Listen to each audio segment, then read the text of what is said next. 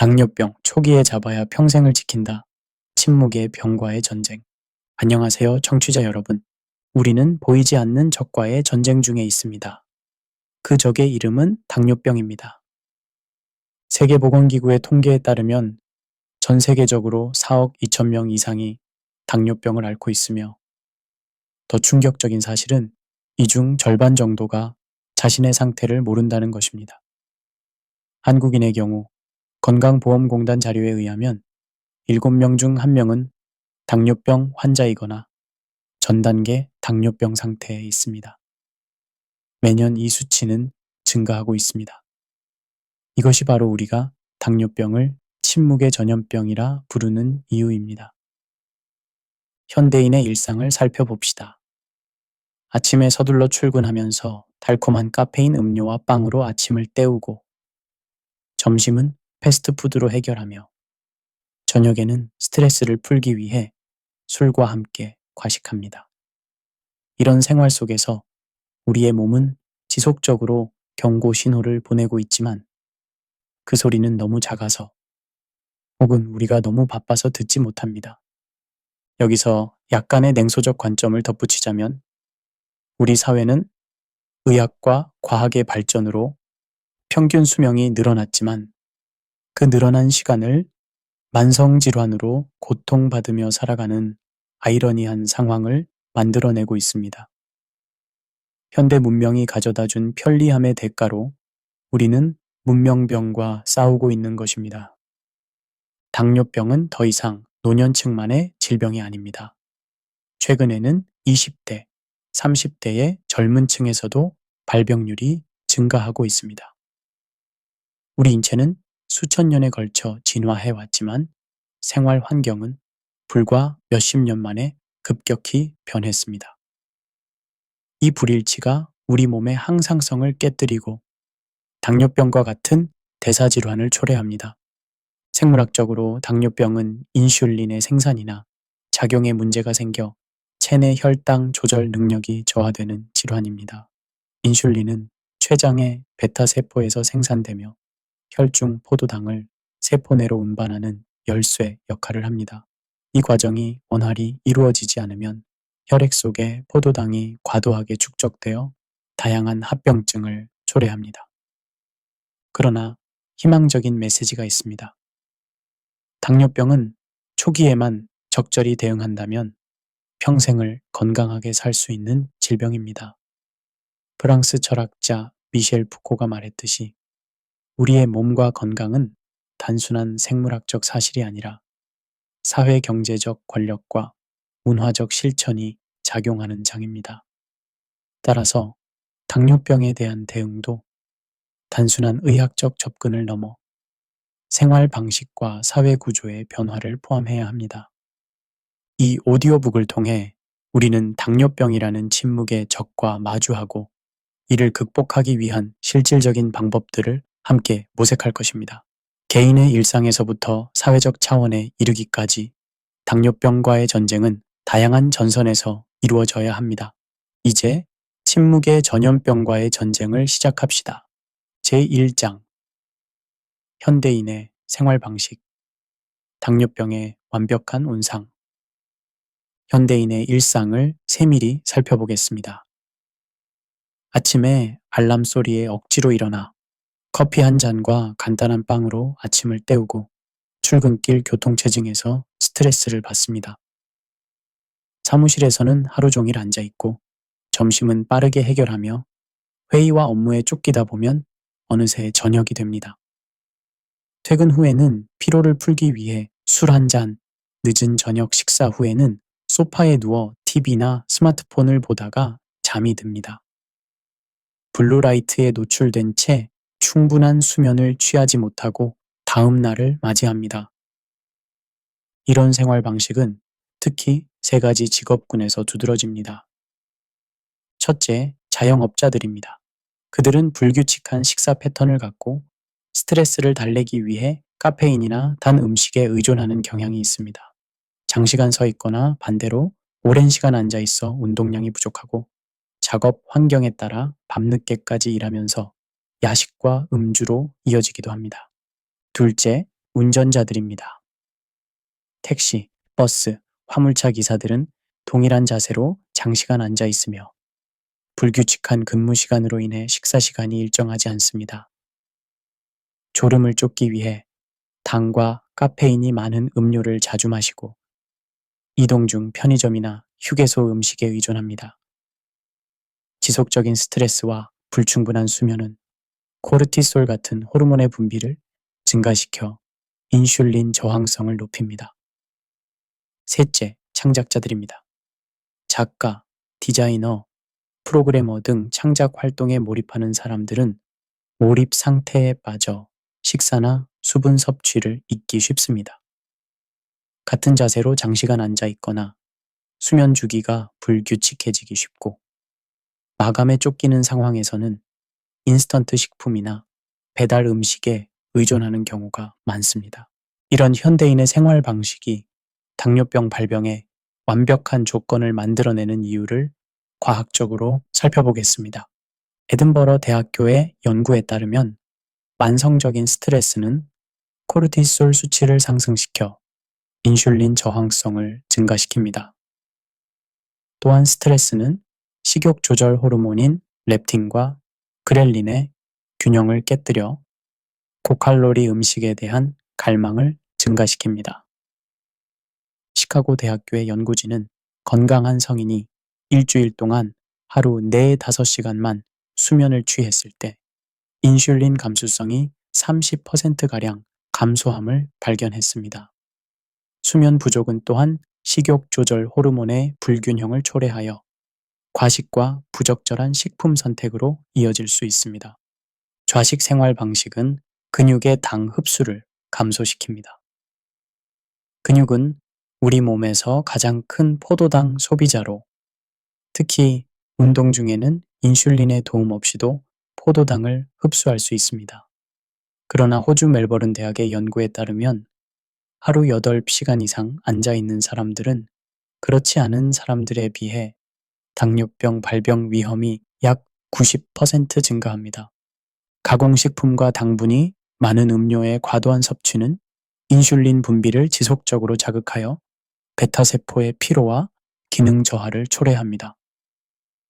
과도한 과당 섭취는 간에서의 지방 합성을 증가시켜 비알코올성 지방간 질환과 인슐린 저항성의 위험을 높입니다. 환경 독소 역시 당뇨병 위험을 증가시킬 수 있습니다.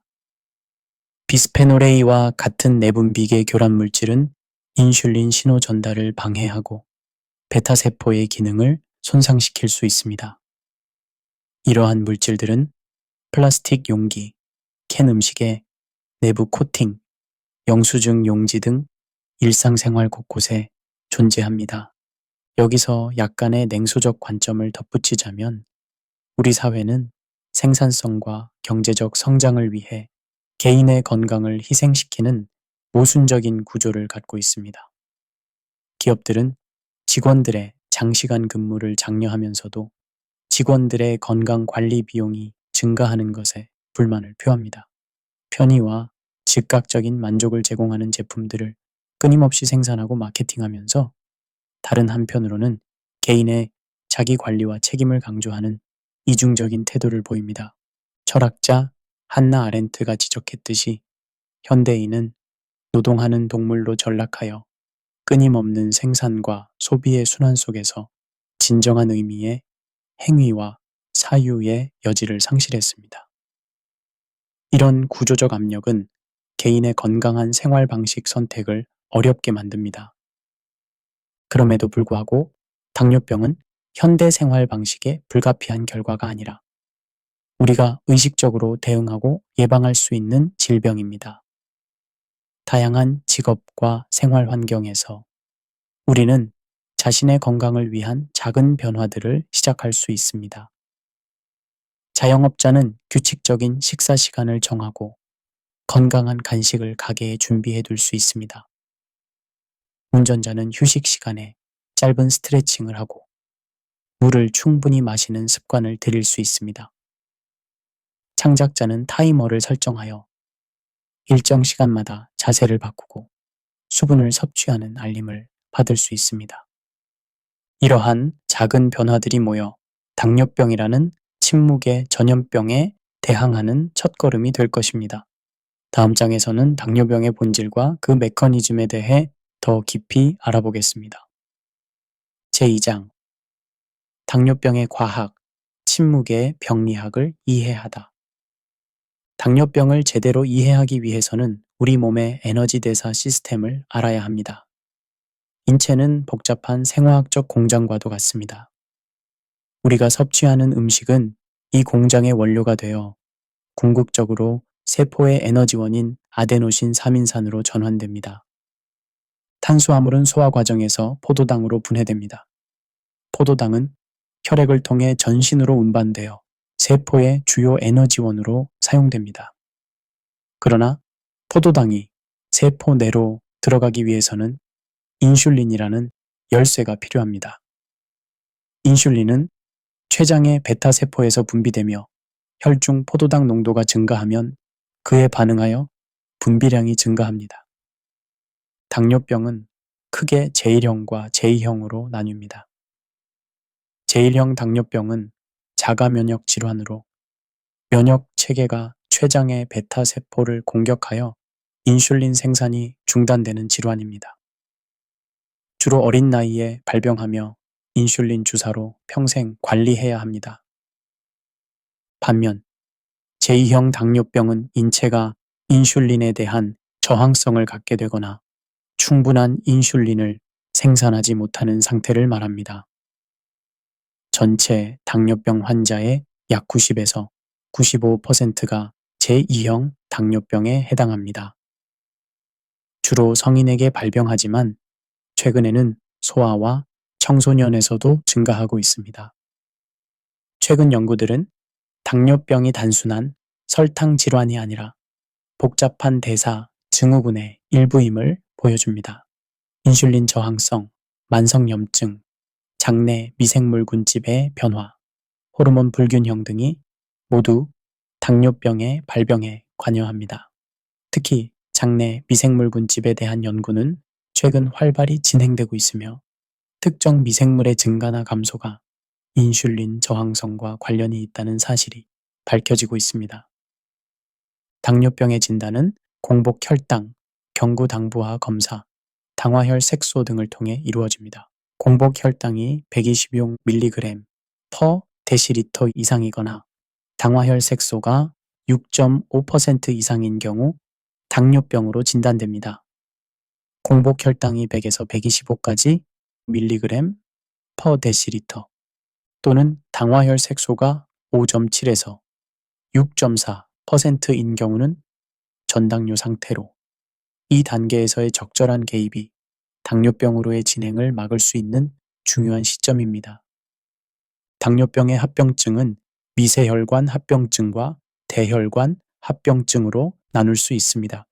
미세혈관 합병증에는 실명의 주요 원인인 당뇨병성 망막병증, 신부전의 주요 원인인 신장병증, 그리고 통증, 감각 상실, 자율신경계 장애 등을 일으키는 신경병증이 있습니다. 대혈관 합병증에는 관상동맥 질환, 뇌졸중, 말초혈관 질환 등이 포함됩니다. 이러한 합병증들은 종종 당뇨병 자체보다 환자의 삶의 질과 수명에 더 큰 영향을 미칩니다. 당뇨병의 발병에는 유전적 요인도 중요한 역할을 합니다. 직계가족 중 당뇨병 환자가 있는 경우 그렇지 않은 사람에 비해 당뇨병에 걸릴 위험이 2배에서 6배 높아집니다.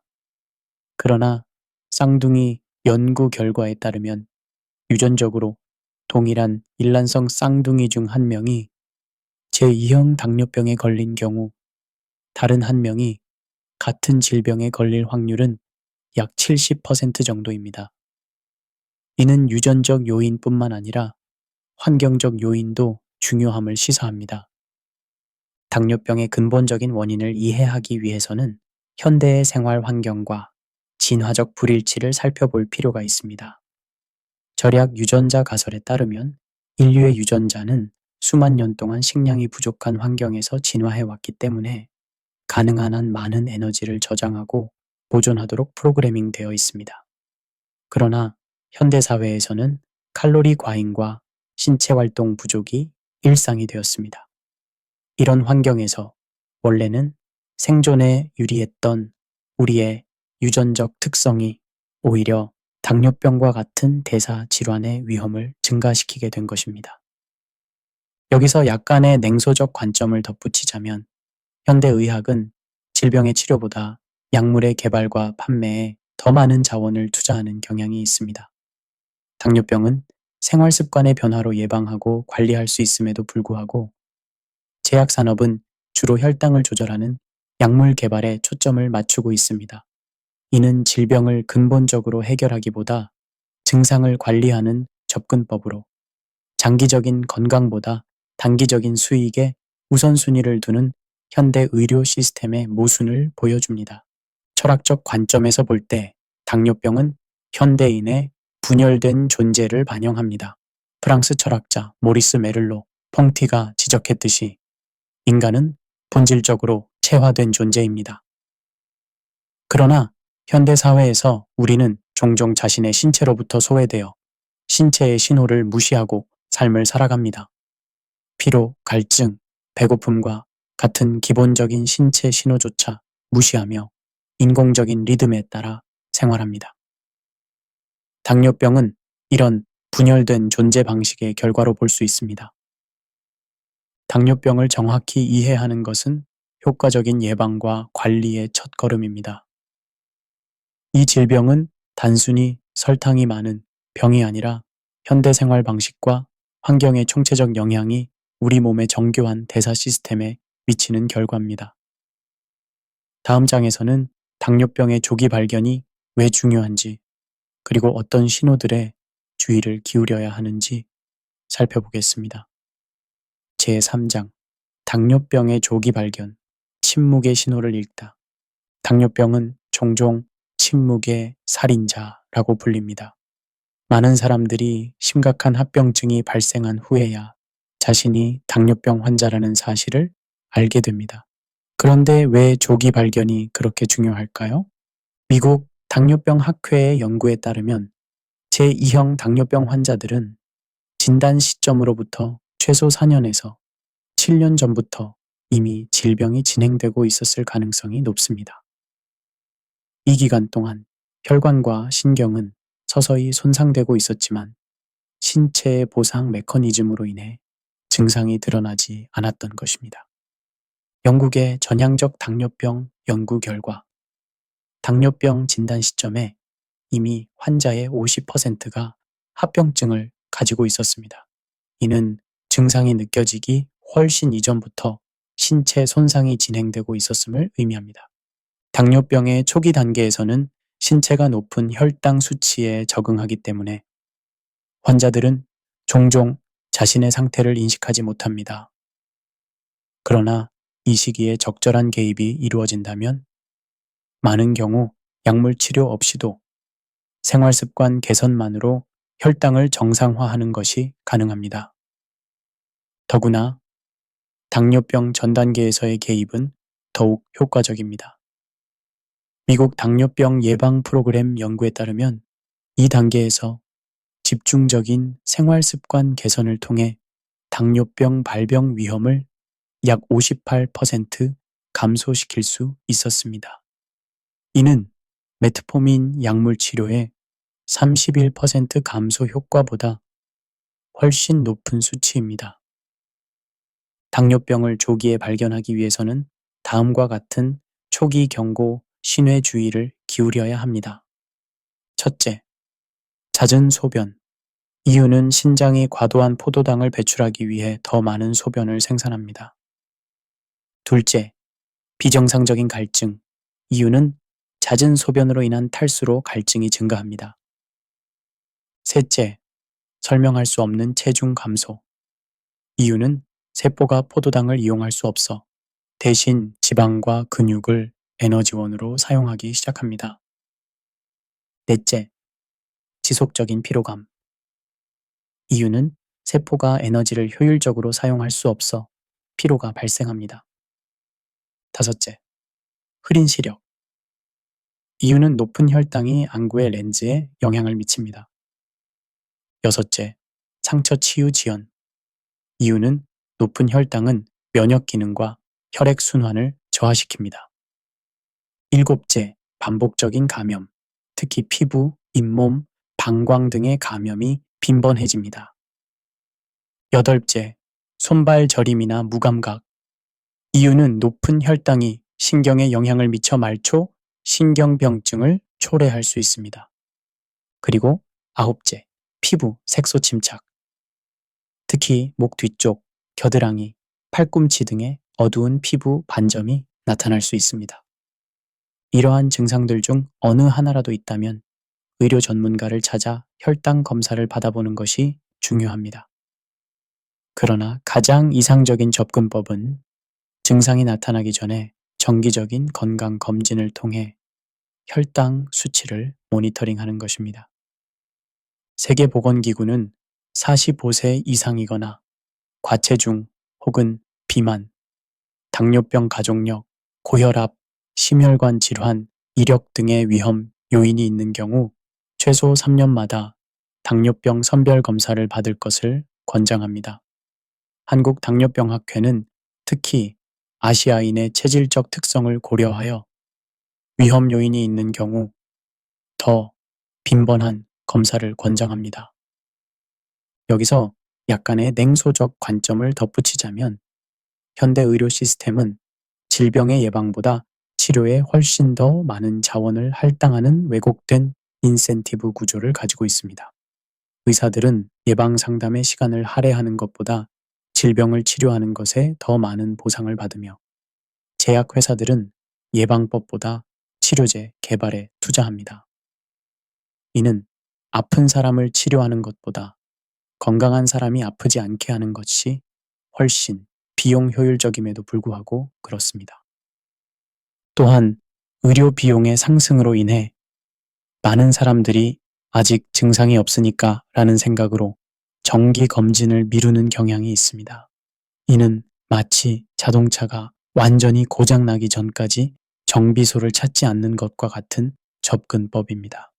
결과적으로 더 심각하고 비용이 많이 드는 치료가 필요하게 됩니다. 철학적 관점에서 이는 현대사회의 현재 편향을 반영합니다. 행동경제학에서 말하는 현재 편향이란 사람들이 미래의 이익보다 현재의 이익에 더 높은 가치를 부여하는 인지적 경향을 말합니다. 당장 느껴지는 불편함을 피하기 위해 즉각적인 피드백이 없는 상황에서는 우리는 자연스럽게 이러한 예방적 조치를 미루는 경향이 있습니다. 철학자 알베르 카뮈의 부조리 개념도 여기에 관련이 있습니다. 의미를 제공하지 않는 우주에서 본질적인 의미를 찾으려는 인간의 경향은 건강의 맥락에서 보면 우리가 반대되는 명시적인 증거에 직면할 때까지 취약성이 없다는 환상 속에서 살아가는 것과 같습니다. 신경생물학적 관점에서 우리의 뇌는 느리고 점진적인 위협에 대응하도록 잘 설계되어 있지 않습니다. 우리의 위협 감지 시스템은 포식자와 같은 즉각적인 위험에 반응하도록 진화했으며 수년에 걸쳐 발전하는 당뇨병과 같은 침묵의 살인자에는 잘 반응하지 않습니다. 신경과학자 다니엘 카너먼은 이를 우리의 빠르고 직관적인 시스템 1 사고와 느리고 신중한 시스템 2 사고의 차이로 설명합니다. 조기 발견을 위해서는 반응적 의료에서 사전 예방적 의료로의 패러다임 전환이 필요합니다. 신체가 증상을 통해 경고음을 울릴 때까지 기다리는 대신 건강지표를 능동적으로 모니터링해야 합니다. 자가 모니터링 기술의 발전으로 이제는 연속 혈당 모니터와 같은 기기를 통해 실시간으로 혈당 변화를 관찰할 수 있게 되었습니다. 다음 장에서는 당뇨병 관리의 가장 기본적인 축인 영양과 식이요법에 대해 알아보겠습니다. 제4장 영양혁명, 혈당을 다스리는 식탁의 지혜. 음식과 우리의 관계는 지난 세기 동안 극적인 변화를 겪었습니다. 한때 단순한 생존의 필수품이었던 것이 이제는 문화적 관행, 사회적 의식, 정서적 위안, 상업적 이익이 얽힌 복잡한 그물망이 되었습니다. 당뇨병 예방과 관리에 있어서 영양은 효과적인 개입의 초석입니다. 영양과 혈당 관리의 과학은 최근 수십 년 동안 상당히 발전했습니다. 혈당 조절은 단순히 설탕을 피하는 것이 아니라 다양한 음식이 우리의 대사, 호르몬 반응, 심지어 장내 미생물군집에 어떻게 영향을 미치는지에 대한 정교한 이해를 포함합니다. 기본적으로 탄수화물, 단백질, 지방은 혈당에 각기 다르게 영향을 미칩니다. 탄수화물은 혈당 수준에 가장 즉각적이고 두드러진 영향을 미치고, 단백질은 중간 정도의 영향을, 지방은 가장 적은 직접적인 영향을 미칩니다. 혈당 지수 즉 GI 개념은 음식이 혈당 수준을 얼마나 빨리 올리는지 측정하기 위해 개발되었습니다. 흰빵, 흰쌀, 감자와 같은 높은 GI 음식은 혈당의 급격한 상승을 유발합니다. 반면 콩류, 대부분의 과일, 녹말이 적은 채소와 같은 낮은 GI 음식은 더 점진적인 혈당 상승을 가져옵니다. 혈당 부하, 즉 GL 개념은 이를 더욱 정교화하여 음식의 혈당 지수와 섭취하는 탄수화물의 양을 모두 고려합니다. 최근의 획기적인 연구는 동일한 음식에 대한 개인 반응이 극적으로 다를 수 있음을 보여주었습니다. 와이즈만 과학연구소의 연구에 따르면 사람들은 동일한 식사에 대해 완전히 다른 혈당 반응을 보일 수 있습니다. 이러한 개인화된 반응은 장내 미생물 군집 구성, 수면 패턴, 신체 활동, 스트레스 수준, 유전적 요인 등의 영향을 받습니다. 이 발견은 개인 맞춤형 영양의 신흥 분야로 이어졌습니다. 이러한 복잡성에도 불구하고 대부분의 사람들이 혈당을 효과적으로 관리하는 데 도움이 될 수 있는 몇 가지 증거 기반 영양 원칙이 있습니다. 첫째, 음식 순서 우선순위 정하기. 이것은 식사를 시작할 때 녹말이 적은 채소부터 먹고 그 다음에 단백질과 지방을 섭취한 후 마지막에 탄수화물을 먹으면 식후 혈당 스파이크를 크게 줄일 수 있습니다. 이 접근법은 위 배출을 늦추고 혈류로의 포도당 방출을 더 점진적으로 만듭니다. 둘째, 섬유질 섭취하기. 수용성 섬유질은 소화관에서 젤 같은 물질을 형성하여 포도당 흡수를 늦추고 인슐린 감수성을 향상시킵니다. 불용성 섬유질은 장 건강에 기여하며 이는 포도당 대사에 점점 더 중요한 요소로 인식되고 있습니다. 고섬유질 식품으로는 콩류, 통곡물, 채소, 특정 과일 등이 있습니다. 셋째, 탄수화물 섭취 조절하기.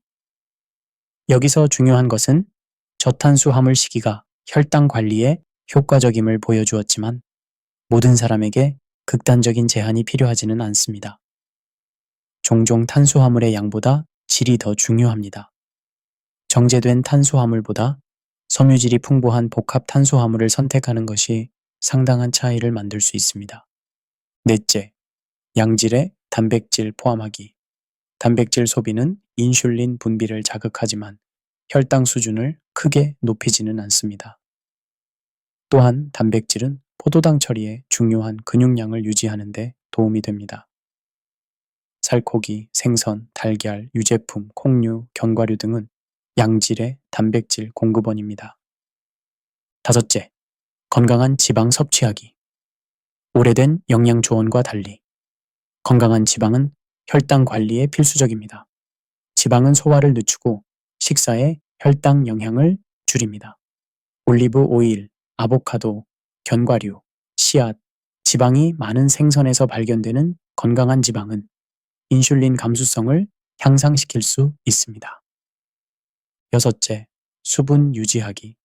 탈수는 혈당 수준을 농축시키고 인슐린 기능을 손상시킬 수 있습니다. 물이 주요 음료가 되어야 하며 설탕이 든 음료는 최소화하거나 제거해야 합니다.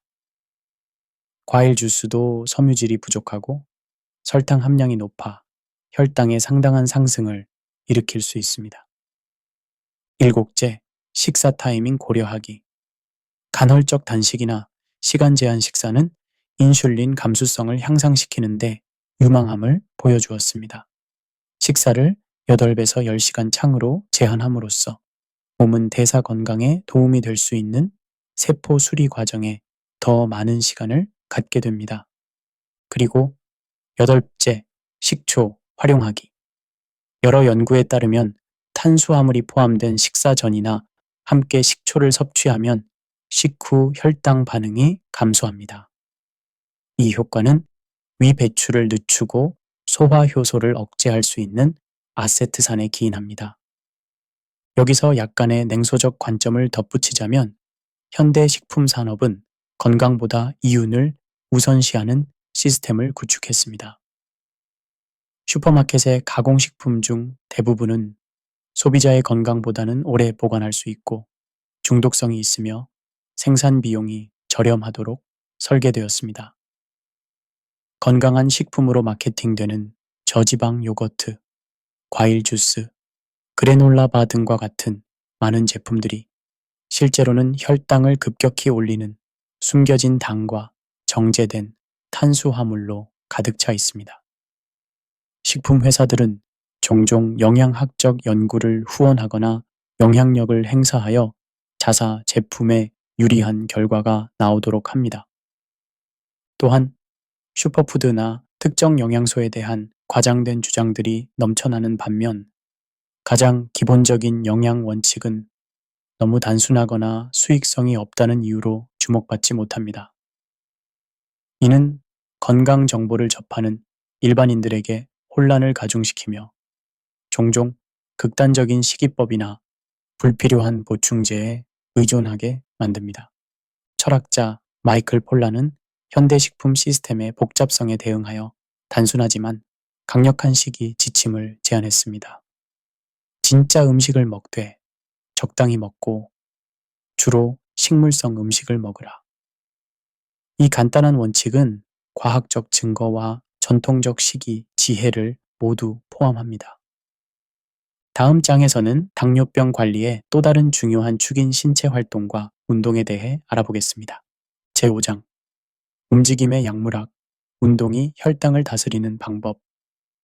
약으로서의 운동이라는 개념은 단순한 은유가 아닙니다. 과학적 연구는 적절한 신체 활동이 약물 못지않게 강력한 생리학적 효과를 가져올 수 있음을 보여줍니다. 특히 당뇨병 예방과 관리에 있어서 운동의 역할은 그 어떤 약물보다도 광범위하고 효과적일 수 있습니다. 인체의 근육은 단순한 움직임의 도구가 아닙니다. 근육은 우리 몸에서 가장 큰 내분비 기관 중 하나로 운동 중 다양한 마이오카인이라는 물질을 분비해 전신에 긍정적인 영향을 미칩니다. 또한 근육은 인체에서 가장 큰 포도당 저장소이자 소비자로 혈당 관리에 핵심적인 역할을 합니다. 운동이 혈당 관리에 미치는 영향은 두 가지 주요 메커니즘을 통해 이루어집니다. 첫째, 급성 효과. 운동 중과 직후에는 근육이 인슐린 없이도 포도당을 흡수할 수 있습니다. 이는 근육 수축이 글루트포라는 포도당 운반체를 세포막으로 이동시키기 때문입니다. 이런 메커니즘 덕분에 인슐린 저항성이 있는 사람들도 운동을 통해 혈당을 효과적으로 낮출 수 있습니다. 둘째, 만성 적응. 정기적인 운동은 인슐린 감수성을 향상시키고 미토콘드리아 밀도를 증가시키며 근육량을 유지하거나 증가시킵니다. 이러한 변화는 장기적인 혈당 관리에 유리하게 작용합니다. 당뇨병 관리를 위한 이상적인 운동 유형과 강도에 관해서는 많은 연구가 진행되었습니다. 일반적으로 유산소 운동과 저항성 운동을 모두 포함하는 복합 운동 프로그램이 가장 효과적인 것으로 나타났습니다. 미국 당뇨병 협회는 일주일에 최소 150분의 중강도 유산소 운동과 2, 3회의 저항성 운동을 권장합니다. 여기서 약간의 냉소적 관점을 덧붙이자면 현대사회는 기술 발전을 통해 신체적 노력을 줄이는 방향으로 진화해 왔지만 그 결과 우리는 건강을 유지하기 위해 일부러 운동이라는 인위적인 활동을 해야 하는 아이러니한 상황에 처했습니다.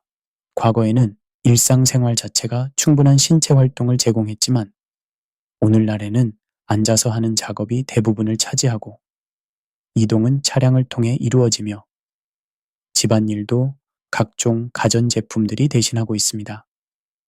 또한 현대사회는 운동을 주로 체중 감량이나 외모 개선의 수단으로 바라보는 왜곡된 시각을 조장합니다.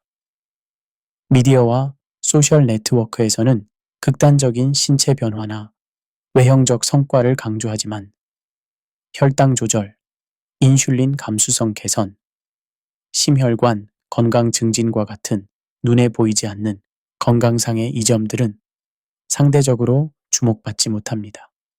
철학적 관점에서 운동은 단순한 건강 관리 도구를 넘어 인간 존재의 본질적 측면을 반영합니다. 고대 그리스 철학자들은 신체와 정신의 조화를 강조했으며 아리스토텔레스는 중용의 개념을 통해 적절한 운동의 중요성을 설명했습니다. 니체는 앉아 있는 것이 내 죄이다. 무릎을 꿇고 기도하는 것도 사지가 제대로 활동하는 것도 아니다. 라고 말하며 인간의 신체적 활력과 역동성을 강조했습니다. 현대 철학자 데이비드 런하르트는 노력의 역설이라는 개념을 소개했습니다. 이는 인간이 편안함과 안락함을 추구하지만 진정한 만족감과 행복은 종종 어느 정도의 노력과 도전을 통해 얻어진다는 것입니다. 운동은 이러한 역설의 대표적인 예입니다.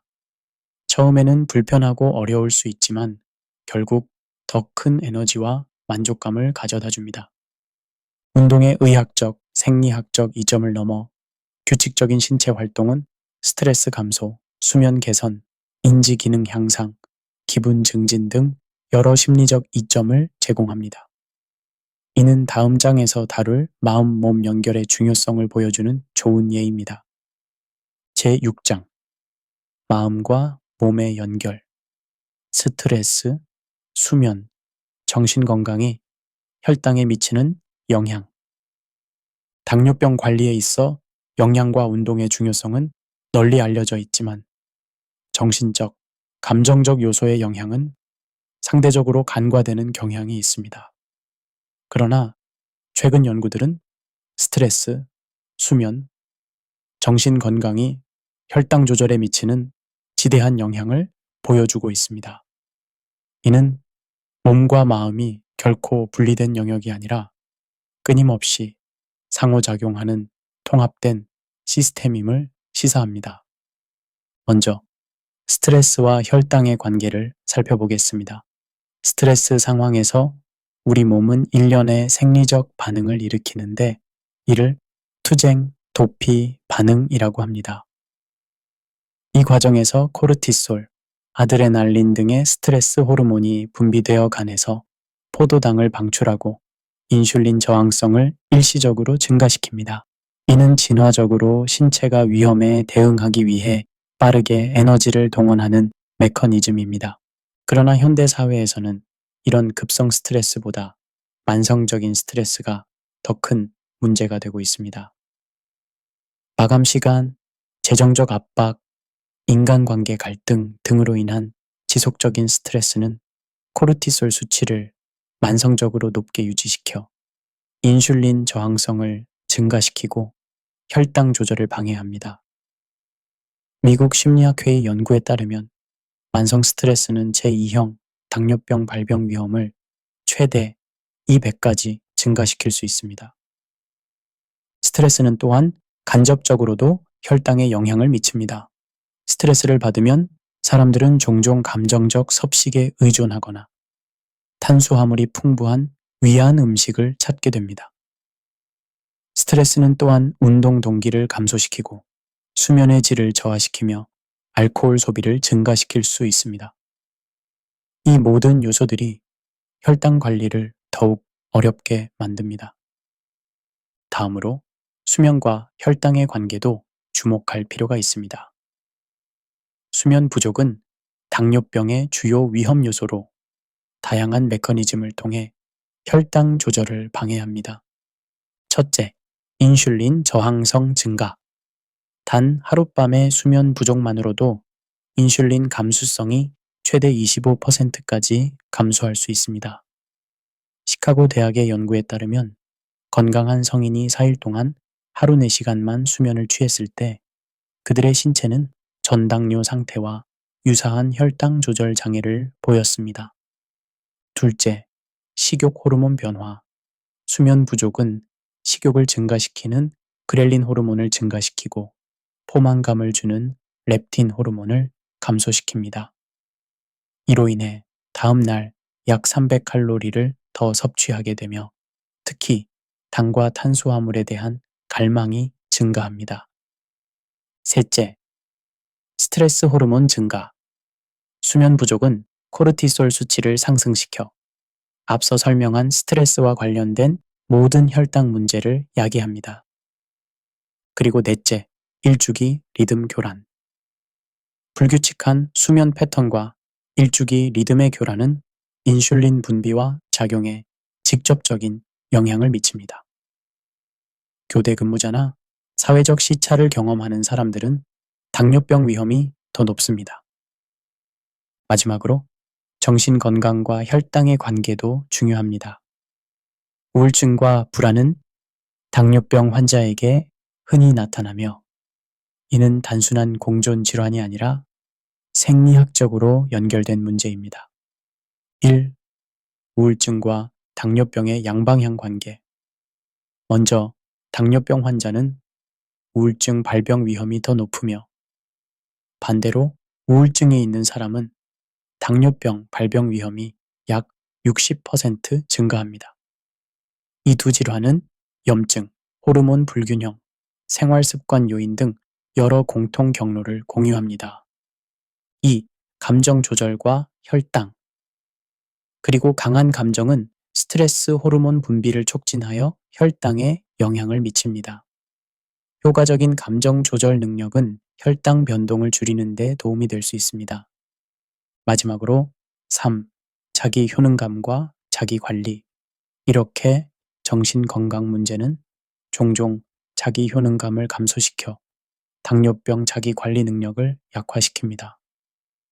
우울증이 있는 당뇨병 환자는 약물 복용, 혈당 모니터링, 건강한 식이 및 운동 계획 준수에 더 어려움을 겪을 수 있습니다. 여기서 약간의 냉소적 관점을 덧붙이자면 현대 의료 시스템은 여전히 신체와 정신을 분리된 영역으로 다루는 데카르트적 이원론에 갇혀 있습니다. 의사들은 종종 혈당 수치와 같은 객관적 지표에만 집중하고 환자의 정신적, 감정적 상태를 고려하지 않습니다. 제약 회사들은 수면, 스트레스, 정신 건강과 같은 소프트한 요소들보다 약물 중심의 해결책을 강조하며 이는 의학적 개입보다 수익성이 낮은 생활습관 변화와 정신건강 지원에 대한 투자를 제한합니다. 또한 현대사회는 생산성을 미덕으로 여기며 충분한 수면이나 스트레스 관리를 사치로 간주하는 경향이 있습니다. 잠은 죽어서 자면 된다.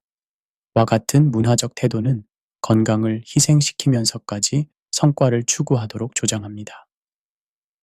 철학적 관점에서 몸과 마음의 통합적 접근은 동양 철학의 오랜 전통과 일치합니다. 예를 들어 중국 의학은 수천 년 동안 신체적, 정신적, 환경적 요소들 사이의 균형과 조화를 강조해 왔습니다. 서양 의학이 점차 이러한 통합적 시각을 받아들이고 있는 것은 반가운 발전입니다. 몸과 마음의 연결을 이해하고 활용하는 것은 당뇨병 예방과 관리의 강력한 도구가 될 수 있습니다. 다음 장에서는 이러한 통합적 접근을 지원할 수 있는 현대 기술과 도구들에 대해 알아보겠습니다. 제7장 현대 기술과 도구, 당뇨병 관리의 혁명. 기술의 발전은 당뇨병 관리에 혁명적인 변화를 가져왔습니다. 불과 몇십 년 전만 해도 혈당 모니터링은 병원 방문 시에만 가능했고 식이와 운동 추적은 수기로 기록해야 했습니다. 오늘날에는 실시간 데이터, 즉각적인 피드백, 그리고 개인화된 인사이트를 제공하는 다양한 기술적 도구들이 있습니다. 현대 당뇨병 관리 기술의 중심에는 연속 혈당 측정기, 즉 CGM이 있습니다. CGM은 피부 아래에 삽입되는 작은 센서를 통해 5분마다 혈당 수치를 측정하고 이 데이터를 스마트폰이나 전용 수신기로 전송합니다. 과거에는 주로 제1형 당뇨병 환자를 위한 장치였지만 최근에는 제2형 당뇨병 환자와 심지어 당뇨병이 없는 건강관리 열정가들에게까지 확대되어 사용되고 있습니다. CGM의 진정한 가치는 단순한 데이터 수집을 넘어 개인의 생활 방식과 혈당 사이의 관계에 대한 깊은 통찰력을 제공한다는 점입니다. 사용자들은 다음과 같은 정보를 얻을 수 있습니다. 첫째, 식품 반응. 서로 다른 음식과 음식 조합이 혈당에 미치는 영향을 실시간으로 확인할 수 있습니다. 예를 들어, 같은 양의 탄수화물이라도 단백질, 지방, 섬유질과 함께 섭취할 때 혈당 반응이 어떻게 달라지는지 볼 수 있습니다. 둘째, 운동 효과. 다양한 유형과 강도의 신체 활동이 혈당에 미치는 즉각적이고 지연된 영향을 추적할 수 있습니다. 셋째, 스트레스와 수면 영향. 스트레스가 많은 회의나 불면의 밤이 혈당 수치에 어떤 영향을 미치는지 확인할 수 있습니다. 넷째, 일주기 패턴.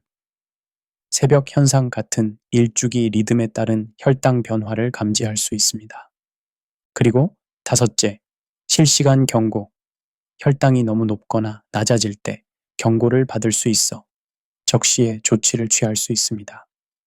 스마트폰 앱과 웨어러블 기기는 CGM 데이터를 보완하여 더 포괄적인 건강 관리를 가능하게 합니다.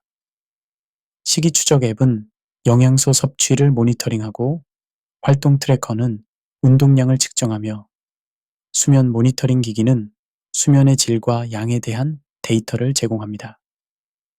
이 모든 정보를 통합하면 사용자는 자신의 건강 행동과 신체 반응 사이의 상관관계를 더 잘 이해할 수 있습니다. 인공지능과 기계학습의 발전으로 이런 기기들은 점점 더 개인화된 분석과 예측을 제공하고 있습니다. 예를 들어, 일부 CGM 시스템은 사용자의 데이터를 분석하여 특정 식품이나 활동에 대한 개인적인 반응 패턴을 파악하고 이를 바탕으로 맞춤형 권장사항을 제시합니다. 텔레헬스와 원격 모니터링 또한 당뇨병 관리에 중요한 기술적 발전입니다. 환자들은 의료진과 물리적으로 만나지 않고도 데이터를 공유하고 실시간 또는 비동기식 상담을 받을 수 있습니다.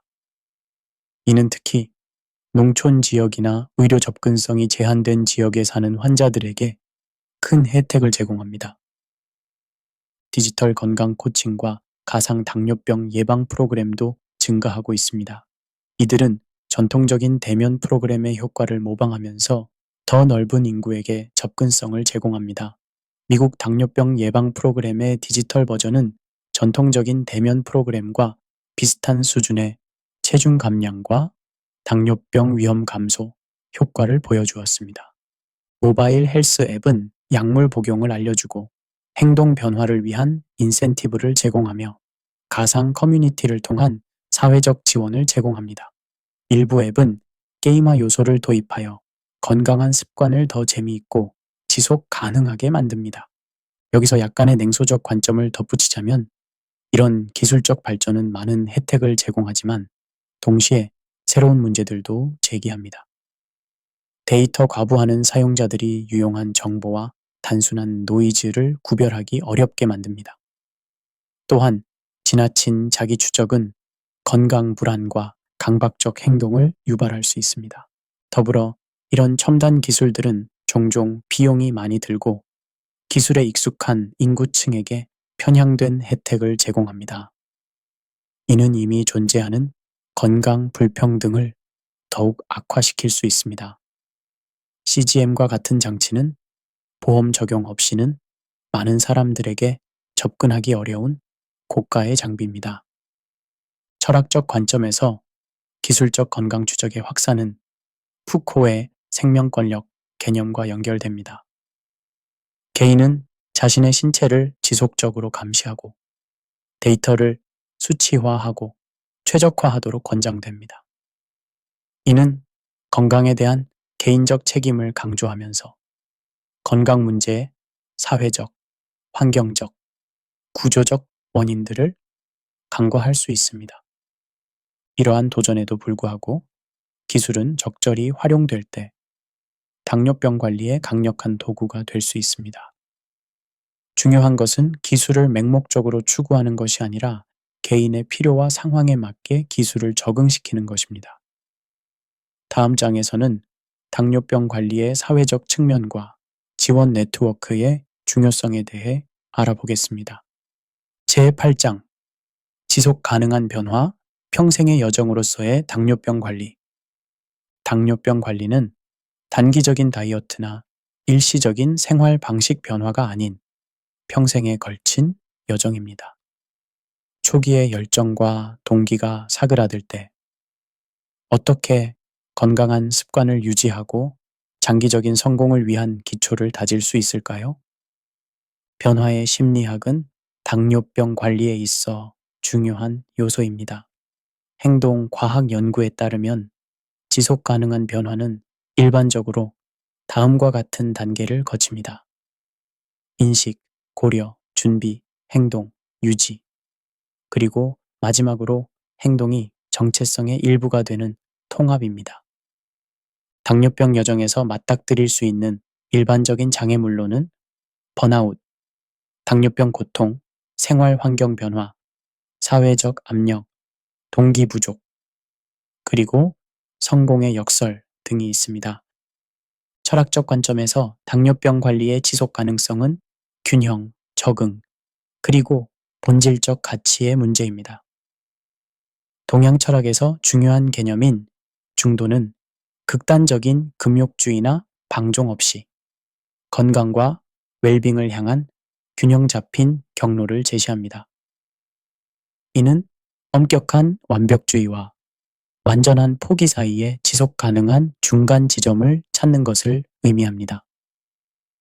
고대 스토아 철학자들의 가르침도 관련이 있습니다. 그들은 무엇이 우리의 통제하에 있고 무엇이 그렇지 않은지 구별하는 지혜의 중요성을 강조했습니다. 우리는 혈당의 매 순간 변동을 통제할 수 없지만 식사, 운동, 약물 복용, 그리고 의료 서비스 이용과 같은 선택은 통제할 수 있습니다.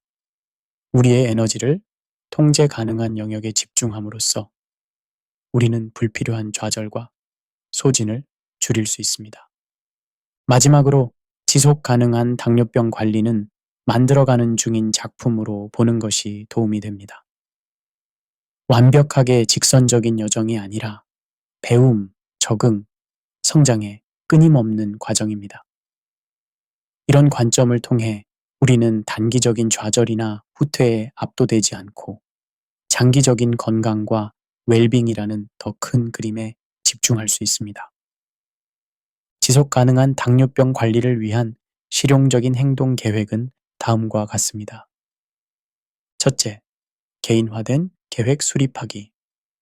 당신의 구체적인 상황, 선호도, 문화적 배경, 그리고 가치에 맞는 계획을 개발합니다. 표준화된 접근법보다 맞춤형 전략이 더 지속 가능합니다. 둘째, 지원 시스템 구축하기. 가족, 친구, 동료, 건강 코치, 지원 그룹 등으로 구성된 지원 네트워크를 개발합니다. 주변에 자신의 목표를 이해하고 지지하는 사람들이 있을 때 지속적인 변화의 가능성이 높아집니다. 셋째, 회복력 구축하기. 도전과 좌절을 예상하고 이에 대응하기 위한 구체적인 계획을 씁니다. 회복력은 실패를 피하는 것이 아니라 실패로부터 빠르게 회복하는 능력입니다. 넷째, 성찰과 조정의 리듬 개발하기. 정기적으로 진행 상황을 평가하고 필요에 따라 접근법을 조정합니다. 매주, 매월, 매 분기별 성찰 시간을 설정하는 것이 도움이 됩니다.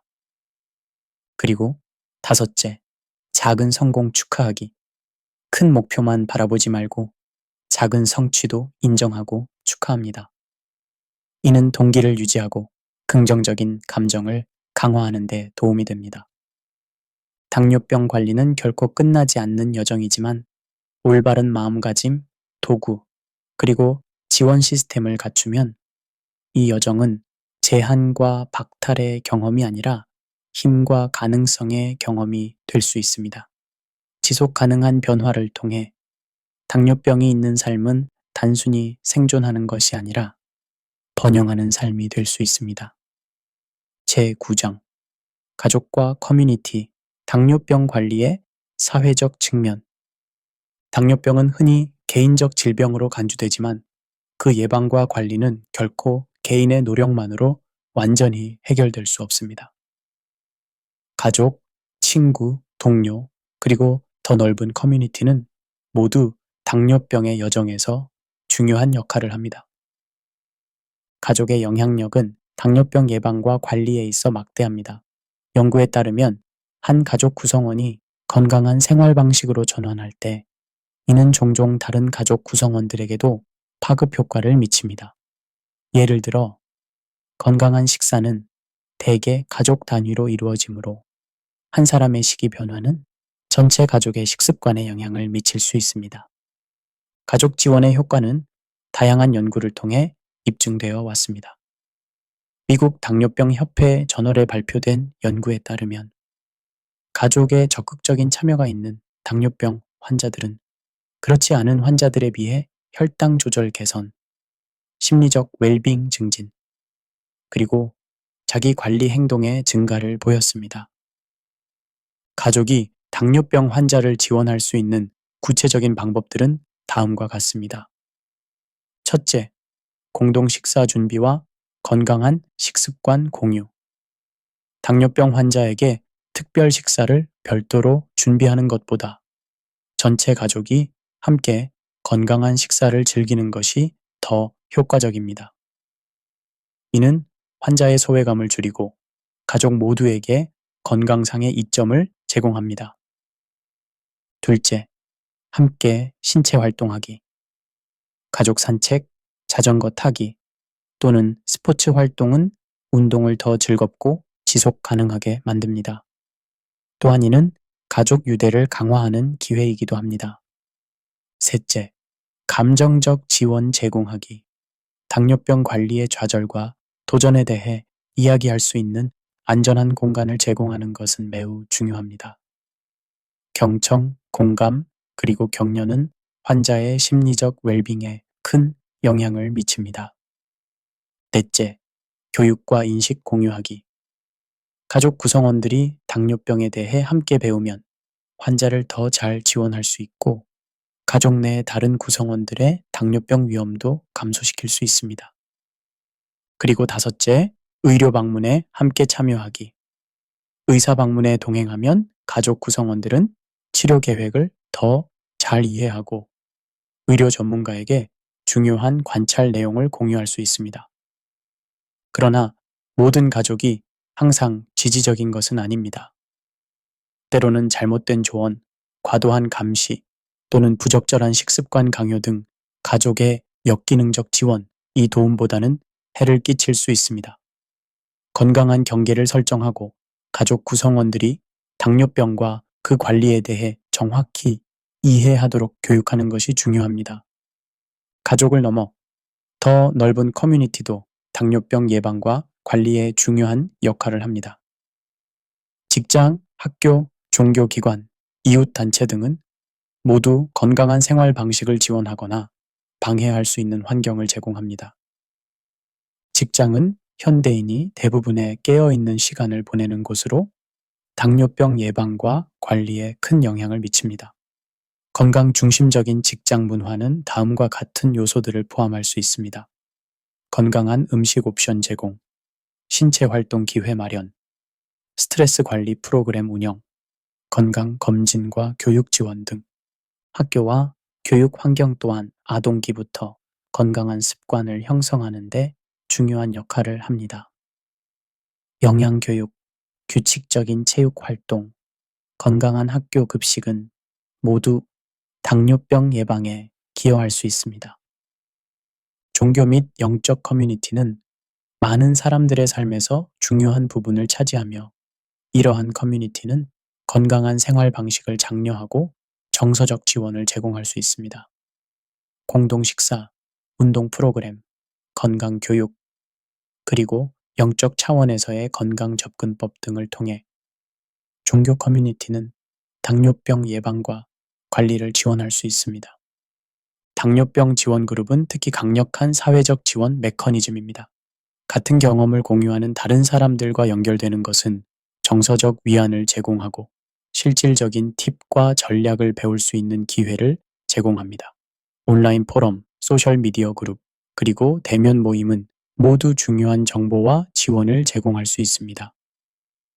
철학적 관점에서 인간은 본질적으로 사회적 존재이며 우리의 건강은 우리를 둘러싼 관계와 커뮤니티에 의해 깊이 영향을 받습니다. 고대 그리스 철학자 아리스토텔레스는 인간을 사회적 동물로 정의했으며 이는 우리가 번영하기 위해서는 다른 사람들과의 의미 있는 연결이 필요하다는 것을 시사합니다. 현대 연구도 이러한 철학적 통찰력을 뒷받침합니다.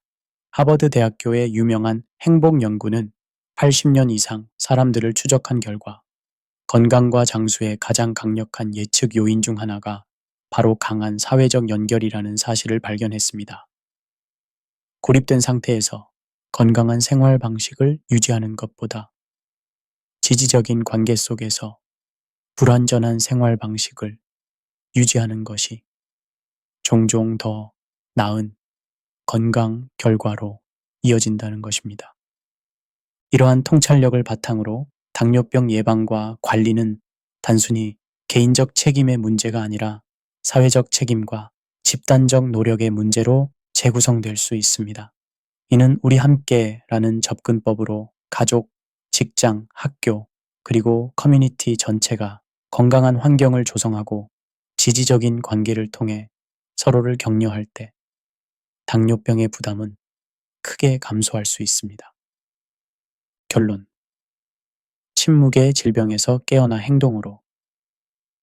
이 오디오북 여정을 통해 우리는 당뇨병의 과학부터 예방과 관리를 위한 실용적인 전략까지 이 침묵의 질병의 다양한 측면을 탐구했습니다. 가장 중요한 메시지는 당뇨병이 초기에 잡으면 관리 가능하고 심지어 일부 사례에서는 가역적일 수 있는 상태라는 것입니다. 당뇨병은 더 이상 노년층만의 질병이 아닙니다. 현대의 생활 방식은 모든 연령대의 사람들을 위험에 빠뜨리고 있습니다. 특히 자영업자, 운전자, 창작자와 같은 직업군은 독특한 도전에 직면합니다. 그러나 이러한 위험 요소를 인식하는 것은 변화의 첫 단계입니다. 당뇨병 관리는 단순히 설탕을 줄이는 것이 아닙니다. 이는 식습관, 신체 활동, 스트레스 관리, 수면, 사회적 연결, 의료 전문가와의 협력 등을 포함하는 전체론적인 접근을 필요로 합니다. 각 요소는 다른 요소들과 상호작용하여 전체적인 웰빙과 혈당 조절에 기여합니다. 여기서 약간의 냉소적 관점을 덧붙이자면 우리 사회는 종종 건강에 대한 책임을 전적으로 개인에게 떠넘기는 경향이 있습니다. 더 건강하게 먹고 더 많이 운동하라는 단순한 메시지는 가공식품 산업, 자동차 중심 도시 설계, 스트레스가 많은 직장 문화, 그리고 건강한 선택을 어렵게 만드는 다른 구조적 요인들을 무시합니다. 진정한 변화는 개인적 결단과 체계적 개혁 모두를 필요로 합니다. 철학자 아리스토텔레스는 우리는 반복적으로 하는 것이 곧 우리가 되는 것이다 라고 말했습니다. 건강한 습관을 개발함으로써 우리는 단순히 당뇨병을 관리하는 것을 넘어 더 건강하고 활기찬 삶을 살 수 있는 기반을 다지게 됩니다. 당신의 건강 여정을 시작하거나 재활성화할 때 완벽함이 아닌 진전에 초점을 맞추는 것을 기억하세요. 실수와 후퇴는 과정의 일부입니다. 중요한 것은 항상 다시 시작할 용기를 갖는 것입니다. 마지막으로 내가 홀로 이 여정을 떠나는 것이 아님을 기억하세요. 가족, 친구, 의료 전문가, 그리고 당신과 같은 경험을 공유하는 다른 사람들의 지원을 구하세요. 공유된 지혜와 격려의 힘은 엄청납니다. 성경의 말씀을 인용하자면 내가 무엇을 하든지 내게 능력 주시는 자 안에서 내가 모든 것을 할 수 있느니라. 라는 빌립보서 4장 13절의 말씀은 당뇨병 관리의 여정에서 필요한 회복력과 희망의 정신을 상기시킵니다. 이는 우리가 홀로 이 도전에 맞서는 것이 아니라 우리의 내적 힘과 더 큰 지원 네트워크에 기대어 나아갈 수 있음을 상기시켜 줍니다. 당뇨병은 침묵의 질병일 수 있지만 우리는 이제 그 침묵을 깨고 정보에 기반한 행동을 취할 수 있는 지식과 도구를 갖게 되었습니다. 초기에 잡아 평생을 지키는 것, 이것이 당뇨병을 이해하고 관리하는 열쇠입니다. 건강과 웰빙을 향한 여러분의 여정에 행운이 함께하길 바랍니다. 혹시 이 내용이 도움이 되셨다면 저희 유튜브 채널을 구독해 주시면 감사하겠습니다. 구독 버튼을 누르시고 알림 설정을 해두시면 앞으로도 이와 같은 영감을 주는 콘텐츠를 놓치지 않고 받아보실 수 있습니다. 다음 오디오북에서 또 다른 주제로 여러분과 만날 수 있기를 기대합니다. 감사합니다.